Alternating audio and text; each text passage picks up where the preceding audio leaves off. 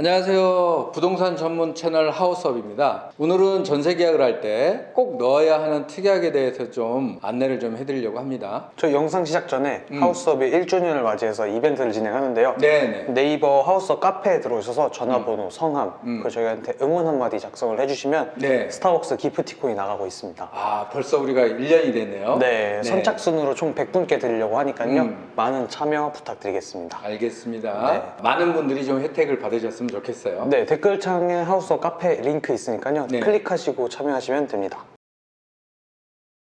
네, 대표님, 요즘 제 친구들도 자취할 나이가 되어서 전세를 많이 알아보더라고요. 네. 근데 전세 계약을 할 때 계약서에 특약 문구를 넣어야 한다는데 아, 특약 너무 중요합니다. 네. 그게 좀 무시무시한 내용이라고 하셨었어요, 옛날에. 네, 무시무시하죠. 네, 그 꼭 넣어야 하는 특약 문구가 어떤 것이 있는지 영상을 통해서 많은 분들이 좀 볼 수 있게 네. 알려주시기 바랍니다. 네, 알겠습니다. 오늘 다 말씀드릴 수는 없겠지만 제가 그래도 좀 정리를 해서 꼭 필요하다는 부분 중에 일부라도 소개를 해드리도록 하겠습니다. 계약일로부터 잔금 및 입주일자 이길까지 현재 상태의 등기부등본을 유지해야 하며 근저당 포함해서 다른 대출 설정을 하지 않는다. 이를 이행하지 않을 경우 임대인은 임차인에게 손해배상 100을 배상하고 계약을 해지하기로 한다. 이런 문구가 들어갔으면 좋겠는데요. 이 내용의 의미는 어떤 의미냐면요. 자, 계약을 우리가 하잖아요. 계약을 하고 이제 잔금을 치르게 될 거예요. 근데 이 잔금 치르고 입주하는 날 이길까지 현재 등기부등본을 유지해야 한다는 내용은 만약에 입주일 당일에 임대인이 근저당을 잡아버리면 그런 경우에는 임대인이 우선을 하는 경우에요. 결국은 임차인께서 전입신고하고 대항력 유지하면서 확정일자를 받게 되면 그날 밤 12시 자정부터 효력 발생을 해요. 결국은 근저당이 그날 이사하는 날이라든지 잔금일날 들어가 버리면 그 근저당이 우선하기 때문에 임차인이 피해를 보시는 거죠. 그래서 지금 요 법이 개정이 지금 될 준비를 하고 있는데 결과가 어떻게 나올지는 지켜봐야 될 건데 빨리 됐으면 좋겠습니다. 그래서 요 문구를 제가 권해드리는 겁니다. 그러면은 만약에 먼저 될 경우엔 전세 사기 이런 걸로 생각을 하면 될까요? 그렇다고 봐야죠. 그런 의도로 대출을 받는 거니까요. 네. 두 번째는 어떤 게 있을까요?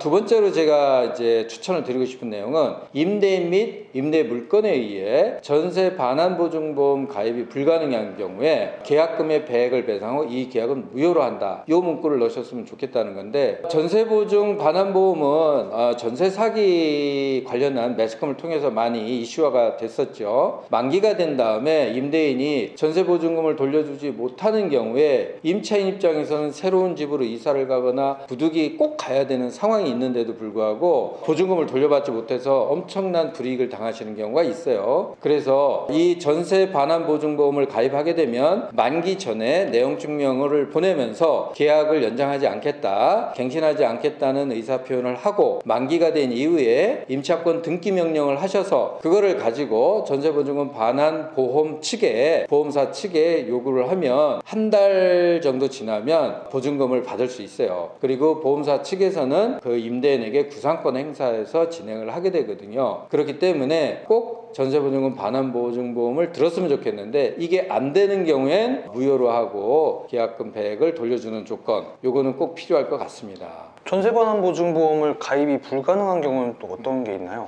예를 들어서 대출이 과도하게 잡혀 있다든지 아니면 가압류라든지 근저당이 또 과하게 잡혀 있다든지 이러면 반환보험이 가입이 안 됩니다. 어쨌든 문제가 좀 있다는 집이라고 인식을 하면 되겠네요. 그렇죠. 그리고 이제 특히 다가구 같은 경우가 그런 경우가 많이 있는데 이전에 들어와 있는 세입자들이 선순위로 들어와 있단 말이에요. 이런 경우면 이미 채무가 상당히 있기 때문에 이 물건을 담보로 해서 전세보증 반환보증보험은 안 된다 이렇게 이해를 하시면 됩니다. 네, 그럼 세 번째는 어떤 게 있을까요? 제가 세 번째로 말씀을 드리는 건 이제 임대인은 계약 기간 중 매매 또는 담보를 제공하는 경우에 미리 임차인에게 통보해 주기로 한다. 이 문구를 넣었으면 좋겠어요. 왜냐하면 임차인이 그냥 거주를 하고 있는 상태에서 누군가 주인이 바뀌어버리는 경우가 있거든요. 아니면 이 물건을 가지고 다른 데 담보를 제공하는 경우가 있어요. 물론 대항력을 갖추고 있는 경우에는 선순위를 확보하기 때문에 우선 선순위 확보된 상태에서 큰 영향은 없지만 그래도 임차인께서 미리 준비를 해야 되는 것들이 있기 때문에 이런 부분들을 체크하셔야 됩니다. 예를 들면 갱신을 하는 경우라면 만약에 내가 원래 5천만 원 있었는데 그 사이에 담보 제공을 하고 근저당이나 이런 게 들어와서 그 이후에 추가되는 금액은 그 후순위가 되거든요. 그래서 그런 것들을 미리 알아봐야 되니까 그거 좀 체크하셨으면 좋겠고, 그 다음에 임차인의 책임이 없는 시설물의 고장은 임대인이 적극 수리하기로 한다. 임차인은 예를 들어 이런 경우가 있어요. 노후된 아파트나 주택 같은 경우에 들어가서 뭐 한 일주일이 있는데 시설물이 고장이 나요. 보일러라든지 뭐 이 수도 시설이라든지 이런 경우 임차인이 부담을 하는 건 무리수가 있잖아요. 그래서 노후로 인한 사유는 임대인이 적극 수리하는데, 물론 임차인께서 들어가셔서 생활을 하시면서 하자가 생긴 건 임차인이 수리하시는 게 맞겠죠. 다음으로는 임대차 계약 만료일에 타 임차인의 임대 여부와 상관없이 전세보증금을 즉시 반환해 줘야 한다라는 문구를 넣었으면 싶은데, 이게 물론 전세보증금 반환보증 이런 거와 연관이 있어요. 이렇게 한다 해서 반환을 뭐 못 해준다 이렇게 얘기하실 수도 있어요. 새로운 임차인이 맞춰지지 않았고 내가 돈 여유가 없는데 어떻게 하냐 이런 부분이 있을 수는 있는데, 요 문구를 넣음으로 해서 요즘의 제도 같은 경우는 임대인이 현금이 없어도 전세보증금 반환대출이라는 제도가 또 있거든요. 그런 거를 좀 적극 활용할 수 있도록 권고하는 또는 요구하는 그런 사항이 될 수 있으니까 요 문구를 한번 넣으셨으면 싶습니다. 자, 이렇게 해서 오늘은 제가 전세 계약이나 월세 계약을 할 때 가급적 요 문구는 꼭 넣었으면 좋겠다라는 특약 내용을 말씀드렸는데요. 이 외에도 특약 사항들은 넣고 싶은 것들이 사실은 굉장히 많아요. 근데 특약이 너무 많아서 특약 때문에 불편해지는 경우도 있고 하더라고요. 제가 실무를 하면서 꼭 필요한 내용이라고 정리해서 우선 오늘 말씀을 드렸고요. 다음에 기회가 되면 보다 좀 다른 내용으로 찾아뵙도록 하고요. 지금까지 부동산 전문 유튜브 채널 하우스업이었고요. 구독과 좋아요는 저희한테 큰 힘이 됩니다. 감사합니다.